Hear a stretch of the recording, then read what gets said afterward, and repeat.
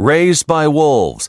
Here's what's coming up on the Nice Guys on Business. There was a company called Inside Food. I don't know anything about them, but they made a little video about this cookie dough place, and they put it on Facebook.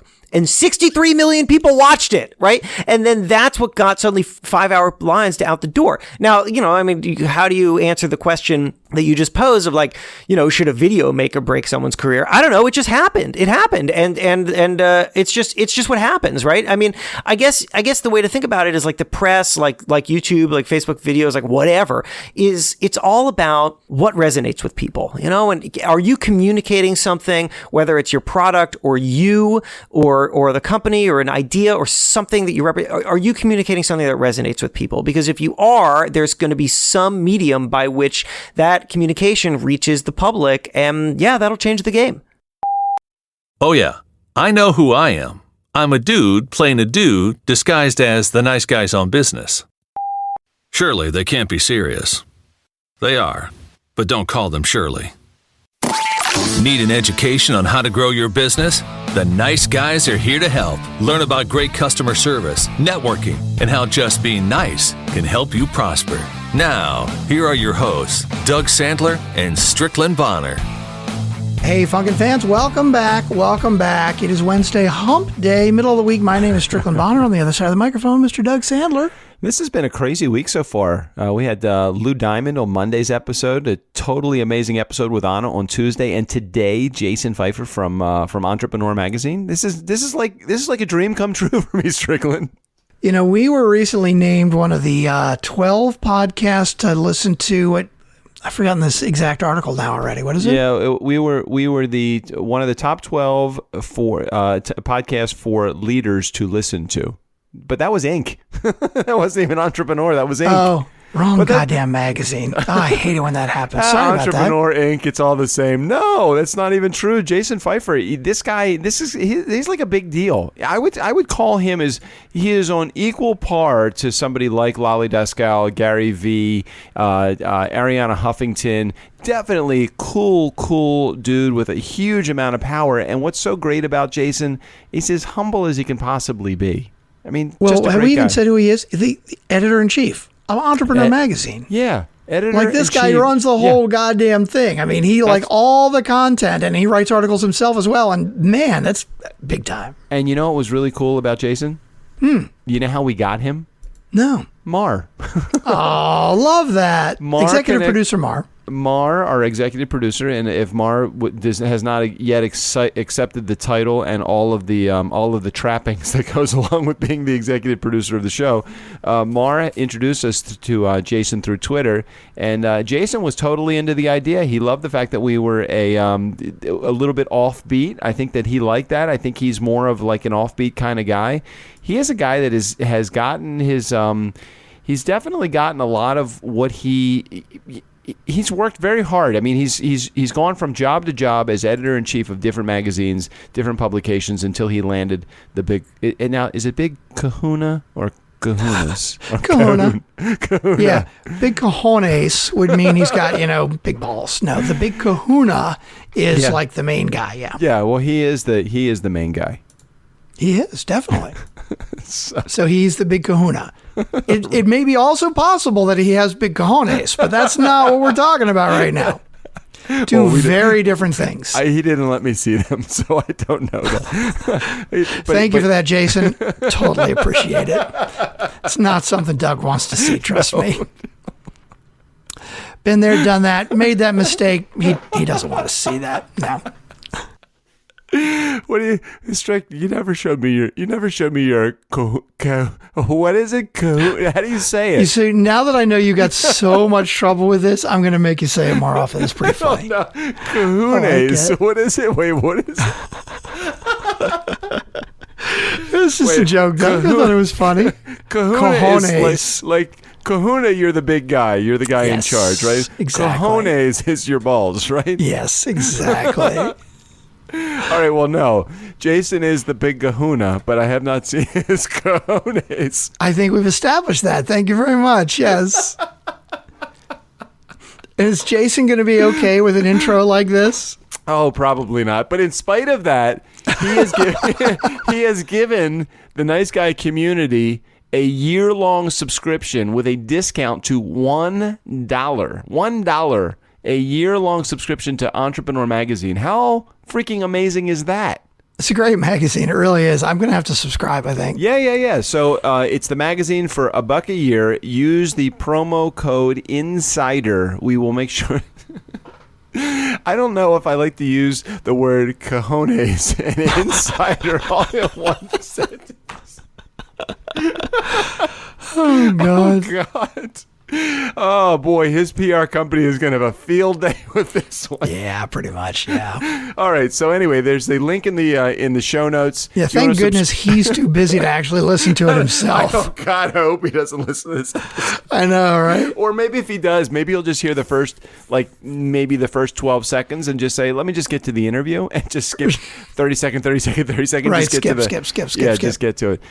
In the show notes, we'll put a link to get the subscription to Entrepreneur Magazine for $1 a year using the promo code INSIDER. And it's really interesting because he's got TNGOB. I never realized that was the Nice Guys on Business. Huh? Come on. That's good, right? Was that TNG? Excuse me? The Nice Guys on Business? Business? Part of the promo code is TNGOB, not the promo code, but actually part of the link is like Subscribe Hearts Magazine. It's got the whole subscribe thing. And then the last few letters on it is TNGOB. Oh, I see what you're saying. The actual, right, I'm looking at the link. The link ends with TNGOB, the Nice Guys on Business. Oh, yeah, cool. Yeah. I love it. Very rarely do anybody, we very rarely get people to offer anything to us. I know, it's great. Okay, so before we get to the interview with Jason, just a couple of quick reminders. If you're listening on Overcast, which we know that a huge proportion of our population are listening to us on Overcast, just hit the recommend button. Go back a whole bunch of episodes. Will only take you. Listen, it'll only take you 10 seconds to do it. Please, just go back. Yeah, hit the recommend button right there. Yeah. You're right there. Just do it right there. Just hit the recommend button. Also, we're going to figure out a way how to get more donations from more people in bulk, some rather than doing the monthly. We love the fact that some of you are doing monthly donations through patreon.com/NiceGuys. We promised that we were going to work out actually having you guys do a bulk donation at one time. We have not yet to figure that out yet because Strickland's been sick and I haven't been feeling well, and it's just been a mess. Okay, Doug, just keep making excuses. Can we just wrap things up here? Yeah, let's get to the interview. We are the Nice Guys on Business. We are proud to be affiliated with the C-Suite Radio Network and the Greatness Podcast Network, too. Speaking of which, Strickland. We were so close. One of those we were supposed to get some advertisers. What happened to them? Anything? I don't know. You tell me. I mean, from the Greatness Podcast Network, we were going to get something, right? Yeah, I know that Chris Harry's Razors, I guess, hasn't come through. Chris is a listener to the show. Chris, we are patiently waiting. It is now well into the month of June. June 1st was the deadline date, Chris. Remember, you promised us June 1st would be the date. But then again, we have made a lot of promises that we haven't followed through with ourselves. As a matter of fact, Strickland, we haven't even read the promise statement in a very long time. I think that'll make Sean Carpenter happy. Okay, so we're not going to read it then? No. We are the guys. No, we're the guys. We're the guys. Mm-hmm. All right, let's quickly get to our episode right here, the Nice Guys on Business podcast with Jason Feifer, editor-in-chief of Entrepreneur Magazine. Let's do it. Okay. From podcast host on a slightly off-skew show called Pessimist Archive to editor-in-chief of the highly successful Entrepreneur Magazine, Jason Feifer he's off and running in as many directions as he has ideas. Entrepreneur and all of its spin-offs kind of reaches, I would think Jason, is it millions of people? Is that possible? Yes, it is possible. Oh, yeah. Millions of people. Easily. Yeah. Easily many millions. Yeah, many millions. They have a coveted lists that are career makers. And for many, and for this month, the Nice Guy alumni, Gary V, he's on the cover.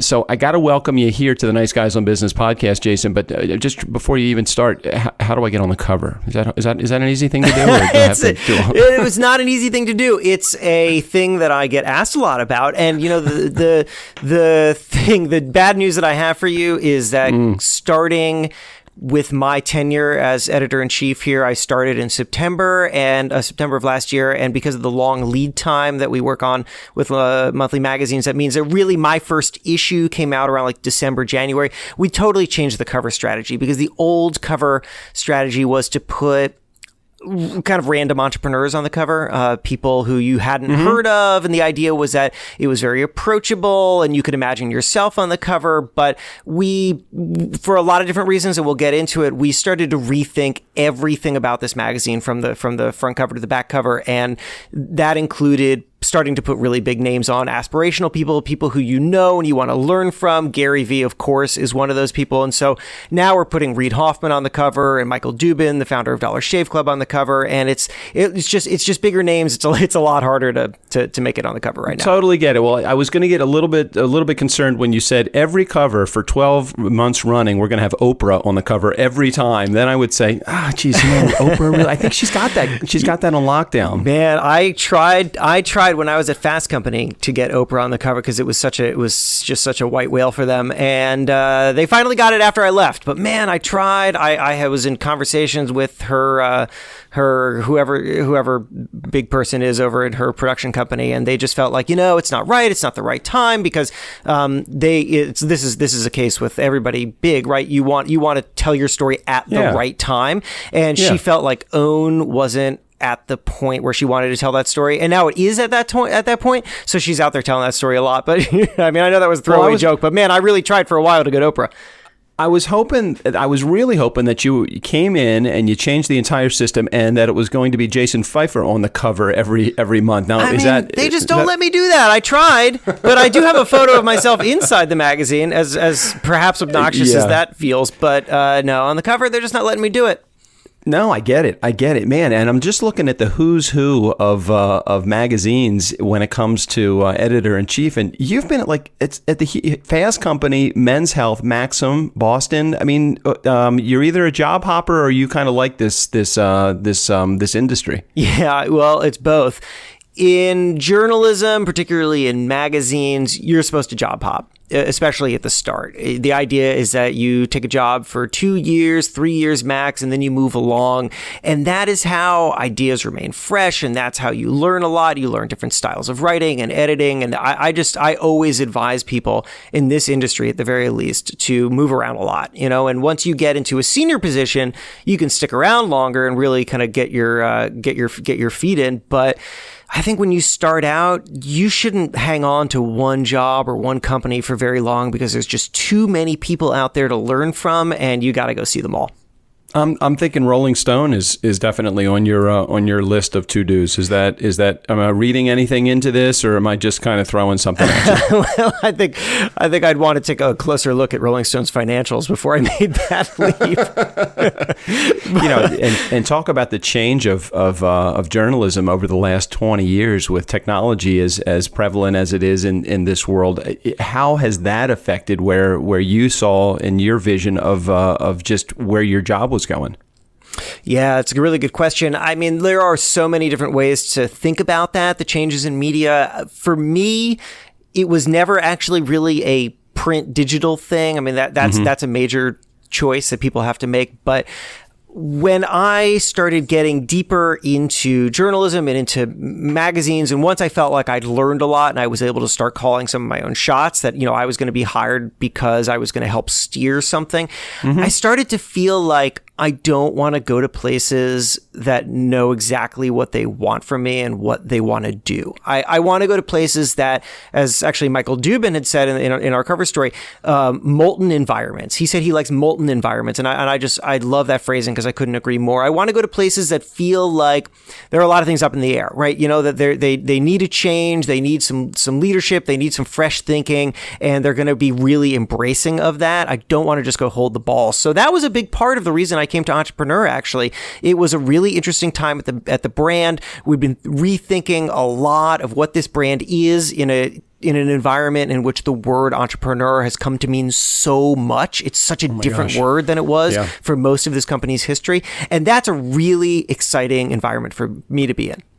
Well, talk about like the rise of the entrepreneurial spirit, because it has been like on steroids since the boom of social media, or at least that's when I've noticed it.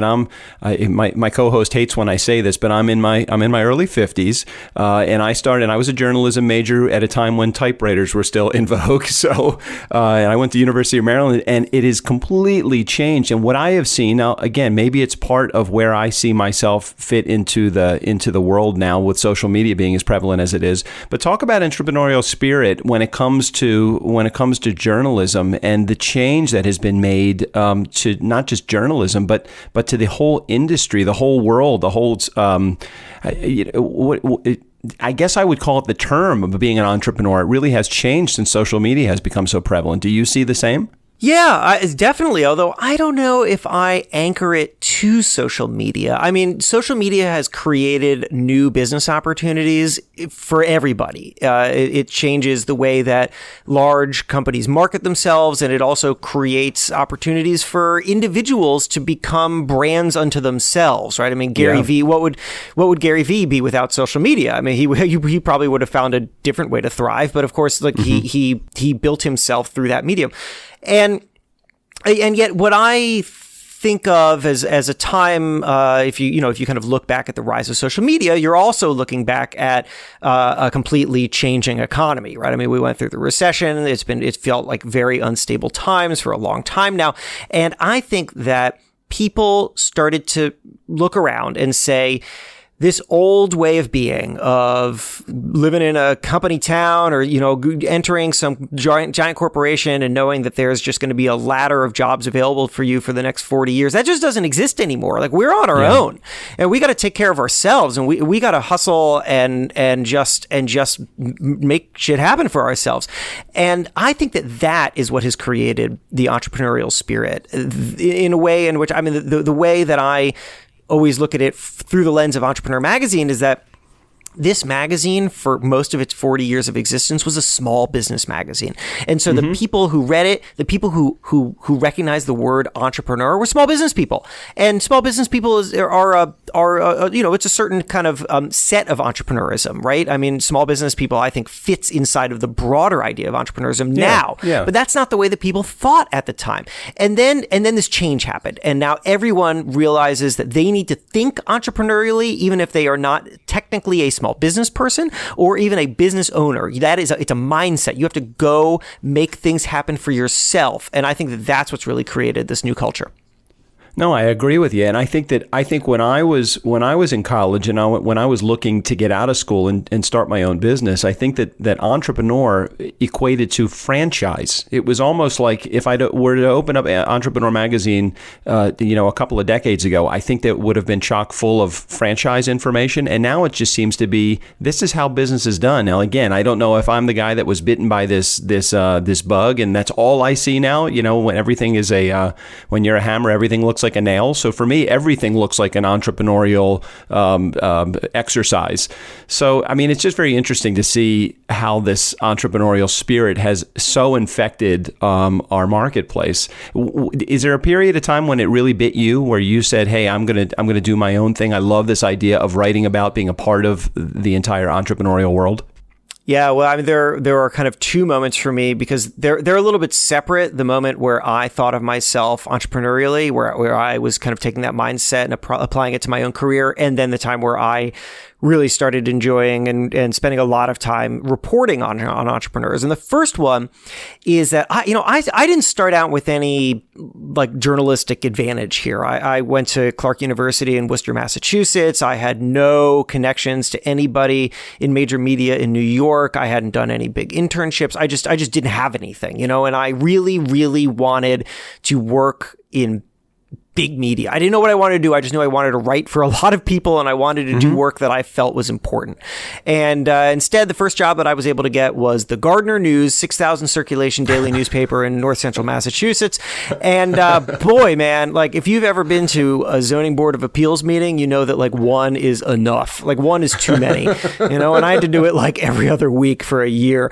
And I was sitting in that job I hated, and I was thinking, I'm better than this, which is can be an obnoxious thing to think, and I honestly, in my early 20s, I don't think I went about it the right way. I mean, I think that I probably exuded to everybody around me that I think I'm better than this, and that's me being a jerk. That's me being a young kid. It's always a great way to get shit done. Yeah, I know, right? It's actually a great way to get yourself fired, which is like almost what was going to happen, right? I mean, like my boss was just getting really pissed off at me, and I realized, you know what? Like, I want to work at I don't even know, the New York Times, the Washington Post, somewhere. I want to work somewhere big, and none of those people who would hire me are reading the Gardner News. Never going to happen, right? So, and also, if I applied to those jobs and I was like, here's my experience, I work at the Gardner News, they'd be like, well, that's great. Why don't you come back in like 15 years, when you've like climbed the ladder? And so I thought, you know what I can do, though? I can prove that I can write for them. They're not going to hire me, but maybe they'll let me write like a piece, and I can prove that I can do it, right? It's freelancing. It's called freelancing. So I quit. I quit the job. I sat in my bedroom in this tiny little town in Massachusetts, which was next to a graveyard, like looking out upon my career. And I just pitched for 9 months. And after 9 months, I got a few hits. I got a piece in the Washington Post, and I got a piece in the Boston Globe, and I got hired by another somewhat larger community newspaper, which I took because I was just so bored sitting in my room. But anyway, I just kept hustling. I kept freelancing, and to speed this story along, because man, it's gone on a while. I took another community newspaper job. I worked there for 2.5 years while continuing to freelance. I started doing some work for Boston Magazine, and then I saw that there was some movement in the masthead. Someone had quit. There were some people moving up. So I just quit that second newspaper job, and I moved to Boston, and I told the editor-in-chief of Boston Magazine that I was ready to be hired. And he threw a big feature at me just to see how I would do it. I did it. I guess I did it well, and he hired me, and that was my entry into magazines. So, I have always thought of myself since then as a hustler, as someone who has discovered that the normal way in which you advance in a career is too slow and not interesting enough for me. And I wanted to go make that thing happen for myself at the speed that I was comfortable with. And that meant, busting ass and freelancing. And, along the way, I did a lot of different kinds of journalism. And the thing, to get to the other part of your question, the thing that I kept discovering is that I love talking to people who are really open and smart and want to let me in on how they think. Yeah. Because that's what I'm really interested in. I mean, journalism can be so many different things, but for me, it's about people, and it's about stories, and it's about how people think. I just love how people think. And there's no better set of people to report on than entrepreneurs, because those people, it's in their DNA to be open and to tell you about their problems and their failures, and just like stuff that, if I was in like politics reporting, you would just never get out of people. But in entrepreneurism, you do, and it's amazing. And it also is what makes the best guests on a podcast too, because I find that the ones that we've had many guests that have come on our show, and their agenda is to come on and promote their products, and we really don't. I hate that, right? Exactly. Yeah, I feel the same way. It's kind of like somebody getting in touch with you either through email or calling you and saying, I have a great idea, I have a great story, and I want you to write about me because I'm a great feature. And that's totally not the way to get into any of these any of these magazines, whether it's online or in print. Which really brings me to my point, which is I love that get the editor's attention video that you did. So Nice Guy Community, we'll put a link in the show notes that Jason put together this. How is it that one gets into Entrepreneur Magazine? And he does such a great job of explaining this. And you I couldn't quite. Well, you're the editor, of course, you know how to do it, but when I was thinking about, well, how do I get into a number of these things? How do I get into HuffPost? How do I get into Inc? How do I get into Fast Company? How do I get into Maxim? All of the areas that you have probably had experience with, I haven't been able to formulate. It's not about me. It's not about us. It is about the expertise that we have. And can you just talk for a moment about how to get into Entrepreneur Magazine? Because I think a lot of people do want to understand the philosophy from an editor's perspective. Yeah, thanks. I appreciate all that. I mean, yeah, you have to think, what can my story do for this publication, right? Like if you come at it thinking, I need press for my business. So can you give me press for my business? I mean, I literally get pitches from people who say, hey, I need publicity for my business. Can you write a feature story about me? And I'm like, no, that's not what I'm here for. Like, I'm not a publicity machine. Like, that's not what this is. This is, right. I am serving, you have to think, and this is really the key to getting any editor's attention at any publication, because when I give that kind of advice, I'm not just really talking about how to pitch entrepreneur, right? Like, I'm trying to help entrepreneurs think about how to get press for their business anywhere. And the main key, and I could go on and on and on about this, and I'd be happy to, but the main key is you have to understand the point of view of the person that you're reaching out to. And the point of view of me, an editor at a magazine, is that I am serving my reader, not serving you, right? Like, if I'm going to write about you, it's not because I am out there trying to do some favor for you. It's not because I care. It's not because I care about your business, right? And I don't mean to be to be cold about that, but that's not the reason I'm doing it. I'm doing it because you represent something that I think my readers want to hear about, so that I'm going to tell them about you because I think that you are valuable to them. I'm just an intermediary, And so you need to think about, who is the editor? What do they want out of a story, and who are they trying to serve? And so I really strongly suggest that if you are going to try to get press for your business, you do two things. First of all, you step back and you think, why am I getting this press? Why am I looking for press, and what can it do for me? Which I realize is a thing that I just told you not to communicate, but you need to think about that internally before you reach out, right? Because if you need press to get customers or to get funding for your Kickstarter or whatever the hell it is, right? Like, you need to reach a consumer publication. And if you want to get press because you want to impress investors, you want to be kind of thought of as a thought leader, then you might reach out to an entrepreneur or a Forbes or something like that. So So you think about that, and once you've targeted it, now spend time getting to know that publication. Read through it, see the kinds of stories that they write, why they write these kinds of stories. Start thinking about, who is this story for? Who's the reader? Who's the perceived reader? Who does this publication think is picking up this magazine? And what kinds of stories are they telling those people? And then think about your own story and how your story could translate into the kinds of things that publication is doing. And once you've got that, reach out with that information. Say hey, I see that, you do this kind of thing, and I just really like to tell you about my business, and here are the points, right? And think about the points that you think the publication would be most interested in, and then tell them that, and you will get a far better hit rate if you are that thoughtful and concentrated. Think about the answer to this question before, and rather than, and I know you do think thoughtfully through every answer that you give, but think about this for a second, because I'm curious, not from my perspective, but just from hearing it from a person that is an editor of a major publication. Should a story make or break someone's career? What do you mean by that? Well, I oftentimes hear about somebody being placed in an article, just a mention or not a feature about them, but about the industry that they may be in, and they are brought up as the expert in that space. And is that something that could or couldn't make somebody, or should or shouldn't make somebody's career? That's funny. I hadn't thought about that. I mean, I would say that the press is a part of the ecosystem. The press is a thing that happens, and it's not a predictable thing, and it's often not a controllable thing, but it is a thing. And so should a story make or break someone's career? I don't know. I don't know that there's I feel like I don't know how to lay judgment upon that. I mean, the fact of it is that stories sometimes do. But so do random videos on YouTube, right? So does somebody, so does, who knows? I've been talking to the founder of Dough, it's like D-O with a line on the top. I should find out what that. Oh yeah, the raw cookie dough. Yeah, people? The raw cookie dough. Yeah, oh exactly. My gosh, that shit is great. Oh my God. So the people were waiting 5 hours to get into that place. And you know what did it?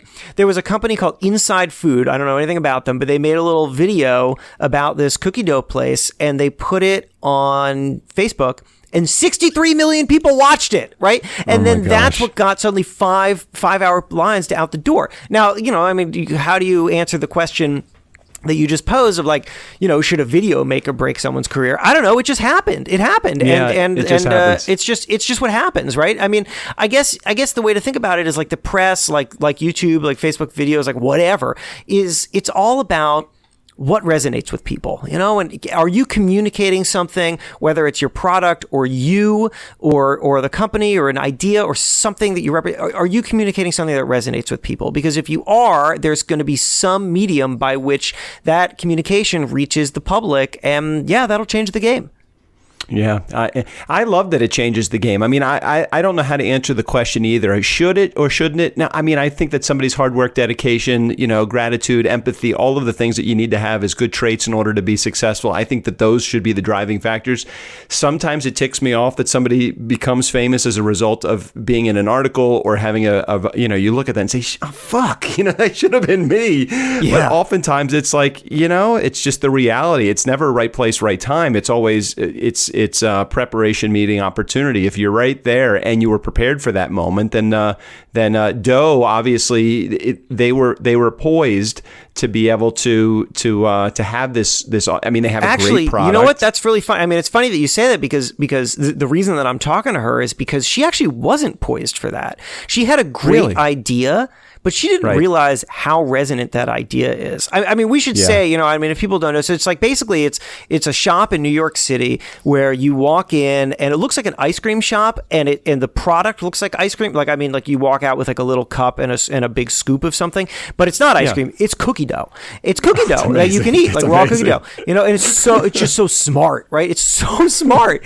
And it's not something that she realized. Her name's Kristen, the founder. It's not something that Kristen realized was going to connect as large as it did. She launched that company with 5 full-time employees and 5 part-time employees, and then was completely swamped, right? Like that's why there were lines 5 hours out the door. It was because they ran out of inventory. They didn't have enough people. They didn't have like a production system that could possibly accommodate those number of people. She had to shut down for a few days. She's now she has 70 people. Yeah, it would kill you. It would kill you. She has 70 people working for her now, right? And I just popped in. My wife and I were out to dinner, and we were like, oh, Doe's nearby, we should pop in. So we popped in, we said hi to Kristen, and man, her eyes were red, like it was 10 p.m. I mean, she is working so hard because I think that she had an idea that she thought was good, but she didn't realize how good it was until it got out there in the public. It's amazing. If you guys have not had Nice Guy Community, if you have not had Doe, just look it up. It's D-O. I don't even know how to make that little symbol with my keyboard. Maybe that's an issue she's going to have to work through. Just put raw cookie dough ice cream place or whatever you want to put. It is ridiculous how good it is. My wife got some samples from a client. She's an event planner, and she got some samples from a client because they wanted it at her party. And man, this stuff was good. She was on a diet, so I ate all 3 of the containers. It was like ridiculous how good the stuff was. Hey, I want to move over for a second and talk about podcasting for just a moment, because I know you have this podcast, a little off kilter, but it's kind of cool. I listened to you only have a few episodes that have been posted. I don't know if you have any more in the can right now, but it's called The Pessimist's Archive, everybody. If you have not had a chance to check that out yet, click on the show notes and you'll see a link to Jason's podcast. What the hell? How did you even think about this? Because it is so fucked up, but in such a good way. Thanks. Yeah, so I think. I'll take all of that. That's awesome. Let me explain the show to folks who haven't heard of it. It's called Pessimist's Archive, and it is a history of unfounded fears of technology. So in every episode, we take a look at the moment that a new piece of technology was introduced and try to understand why it freaked everybody out. And so we've done episodes on the Walkman, on the where the bicycle is the next one. I'm hopefully going to drop that in about a week or so.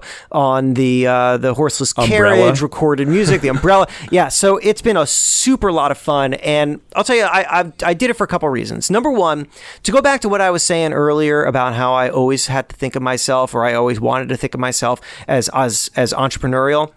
As a journalist, I want to be in different kinds of storytelling, and I want to make sure that I know how to do all the different things out there that are kind of within the wheelhouse of journalism and storytelling. Because ultimately, what I am not is a print magazine editor, right? Like that's if that's how I define myself, that's too narrow. I'm going to run out of jobs. So what do I define myself as? I define myself as a storyteller. I go out and I find stories, I tell them, and I want to tell them in as engaging a way as possible. And so as podcasting had blown up, I was sitting around thinking like, man, I need to get in on this. Like I need to learn how to do this. Even if the first show that I launch isn't gonna, make me $1 bazillion, like I need to learn how to do it. And I had loved this idea for a long time that the history of people being afraid of technology, to me, this is my perspective on life, invalidates today's current fears. Like when I hear people say that, the iPhone is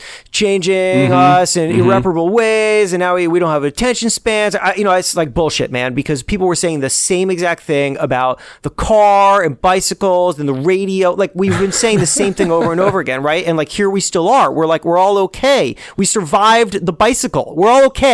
And so like I wanted to explore that. And I came across this guy who had started a Twitter feed called Pessimist's Archive. And it was just, all he was doing was like finding ridiculous things that were written in the 1800s in newspapers about like, how the bicycle was going to make you go insane. And he was just taking screen caps of them and tweeting them. And it had 15,000 followers, and including some really big names like Mark Andreessen is a fan. And so I reached out to him and was like, hey, I love what you're doing. It's exactly the kind of thing that I love and I feel strongly about, and maybe there's some way to work together.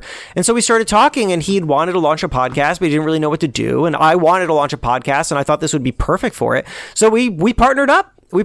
And it's very cool. Yeah, so it takes a long time. I mean, I get an episode out about once every month and a half. I really want to speed that up, but I'm learning, and I think that you have to be accepting that you're learning. Like, if you're going to jump into something, you have to be accepting that like you're not going to nail it perfectly, and it's all going to be a process. And by going through it, you're going to be so much better for anything else you do. And so like, Pessimist Archive, it's gotten a nice audience. I mean, we get 10,000 listens an episode, which is pretty solid. That's great. And we will start monetizing it eventually. So I'm really happy with it. But I didn't have a microphone at the beginning of it. I didn't know how to record myself. And 6 episodes in, I've learned a lot. And so we'll keep going, and then I'm going to translate that stuff. Like I'm launching now a podcast for Entrepreneur. We'll have that out in a few months, and I've been talking to some other people. It's just, you learn new skill sets, and that's really important. That's the key.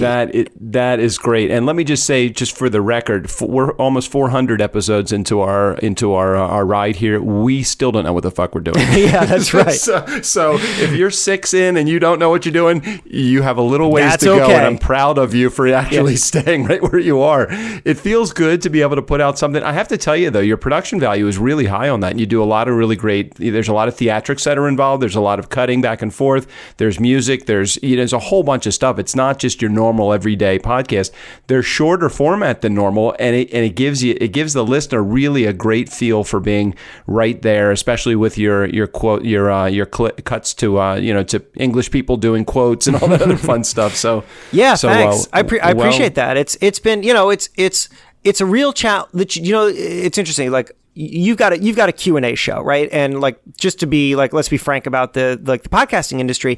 If you do like a conversation show like you're doing, you can get them out a lot faster, right? Like there's very little post that you have to do on this show, right? So which is great. And I just wanted to challenge myself, right? I just wanted to be like, I don't want to get this out just to like get out a podcast. I want to see like, can I just handle like a really complicated kind of storytelling with lots of different interviews and audio and found bits of this and that, and so that. But the problem is that means that it's going to be a lot harder for me to monetize that audience, because I can't get an episode out, for a month and a half, and it's rewarding.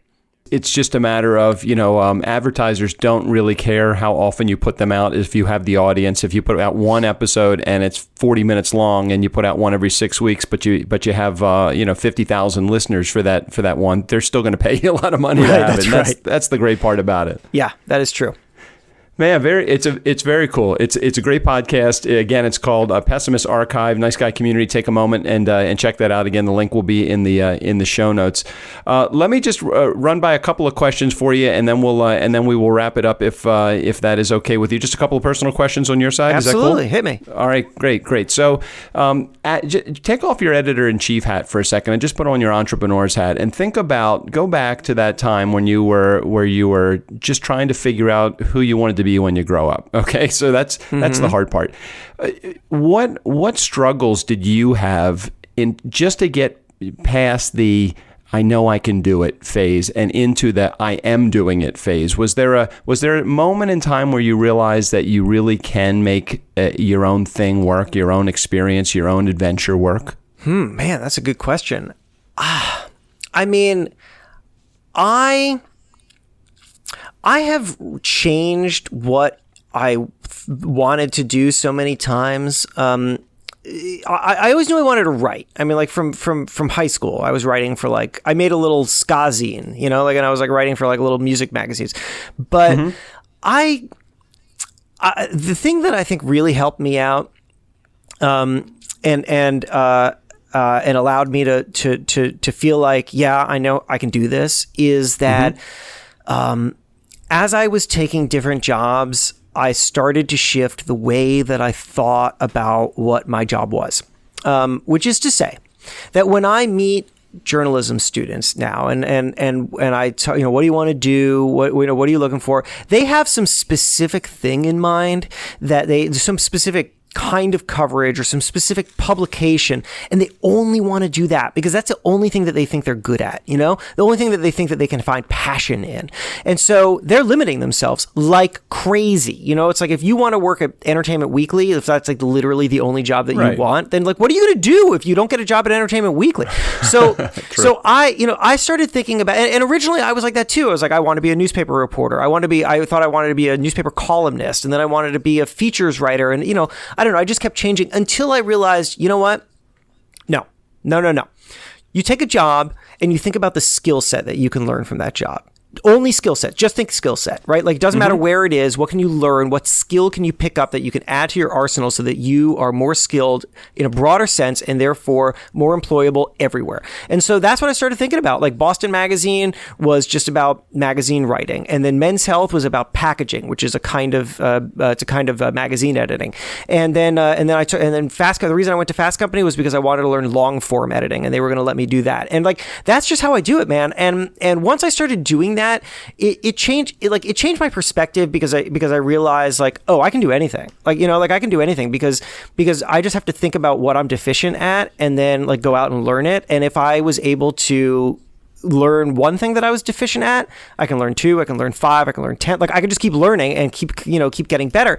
And here I am. I feel like it paid off. Somebody gave me a whole damn magazine to run, because I learned all those things, and that just validates it for me. So at some point, I think some point as early as you can, I think you just got to drop the perfect dream thing and just think about how can you arm yourself with the number of skills possible, and then that will take you anywhere you want to go. Do you get hit up by, I'm looking at, because I was trying to search for, do you have a book? Because I'm thinking you've got to have a book in your life, and I don't see that you've written one. Yeah. Or maybe I'm wrong. Do you have one that's in the wings, ready to go? So a little bit. I have. So I've been very, very. Ambivalent's not the right word. Torn on books because. I have a lot of friends who've written books. My wife is a novelist. She has 3 books out. And I will tell you what books are like. If you're in the entrepreneurial world and you're just getting a book because you want to get the speaking gigs and you want to give it out to your clients and all that stuff, right? That's one form of book publishing. But I come out of the actual, I come out of a publishing background. So when I think of books, I think of you spend 4 years on a book, struggling, and then you try to sell it to a major publisher, and then you get right, and it's just heartbreak, right? It's just heartbreak. No, ugly. I watch my wife spend 7 years on a novel, you know, and then she got it was published by Houghton Mifflin Harcourt. Like, you know, she's like she's at a major house, but you work 7 years and then you got to like bust your ass to try to get it into like a small number of hands functionally, because, you know, if you sell 10,000 copies of a book, right, that's a damn good job. But if I sold 10,000 copies of this magazine, that's horrible, right? Like every issue that I print goes out to 500,000 people. Like I don't have to do anything, you know? So I started to think, man, like I'm really happy that I never pursued books. But here's the thing about books. It does lend a lot of credibility. It's a thing that you put on the shelf. It's like a trophy. And also it's much like the podcast that I was talking about. It's a big project. It's a big challenge. And it's running the marathon in journalism. So yeah, I think I'll write a book. I have a book agent. I also co-wrote. That was you took the long way around. I sure did. I sure did, because I'm so conflicted about it. I have so many damn stupid thoughts about it. I hear you. But here's another thing. My wife and I wrote a novel together, and we just signed an agent for it, and you know, we're gonna go out to sail with it in a few months, and I'm super excited about it. We have a really accomplished agent, and she feels really good about it, and so that's really exciting. But man, that was hard work. We spent years, and it better damn sell, because it was a lot of work. Oh, it's great. And I always joke around with everybody that comes on the show that has a book, because I released a book in March of 15, and it was literally 20% writing, 80% marketing. And the only reason that the book has done well, not the only reason, I'd like to think I'm a good writer, but I know I'm a better marketer than I am writer. So it is truly about how well you market, and you hit it right on the head. You could sell 10,000 of your book, and that would be considered amazing. But if I had 10,000 downloads on this podcast, that would be like, oh shit, that sucks. You know, I'm sorry. You should stop podcasting now. So it has been a very fun experience. So final question here: Sure. if you get an invitation in the mail, you know, just a typical you're invited to a party, and you have normally on the invitation you'll see a whole bunch of stuff where you're supposed to go to the party. One of the things that it will tell you is dress code. So what would be that dress code that you would feel like, oh, that's a cool party, I want to go to that? Well, that's a funny question. What on earth do other people say to this? I'm all over the people who say everything. Everything.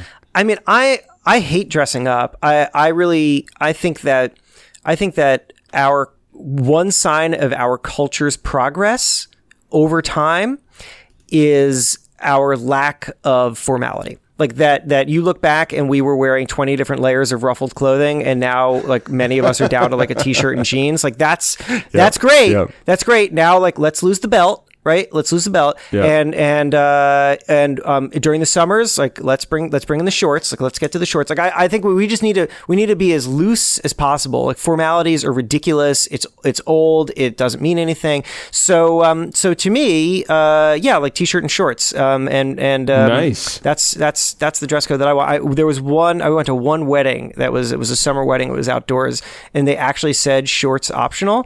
And I was like, I'm wearing shorts. I was the only person there at shorts. I was the only person there. Like, why, when given the option to wear shorts, do people not wear shorts? It doesn't make any sense to me. Well, if somebody says black tie optional, almost everybody wears black tie because they're afraid that they're going to be underdressed for the party. That's right. I guess so.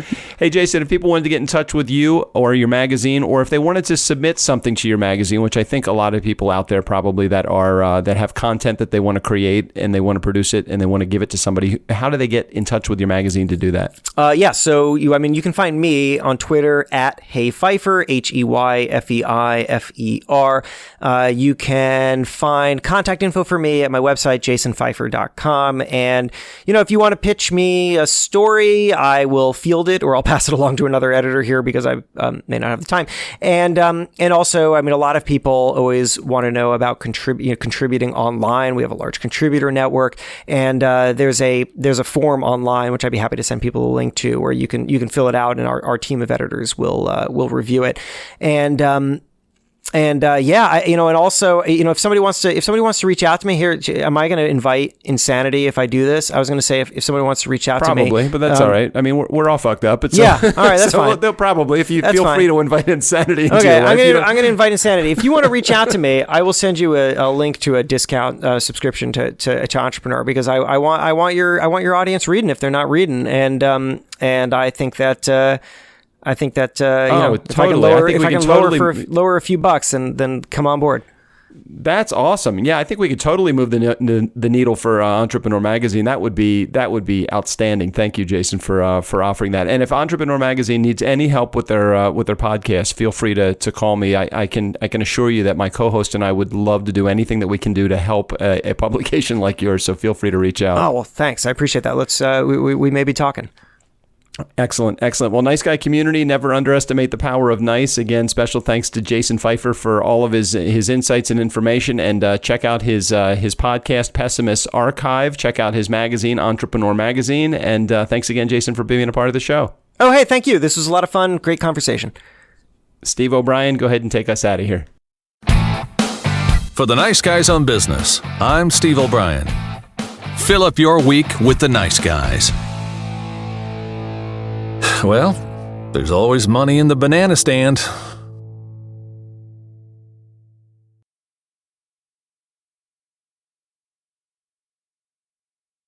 Just when I thought I was out, they pull me back in. We're gonna need a bigger podcast.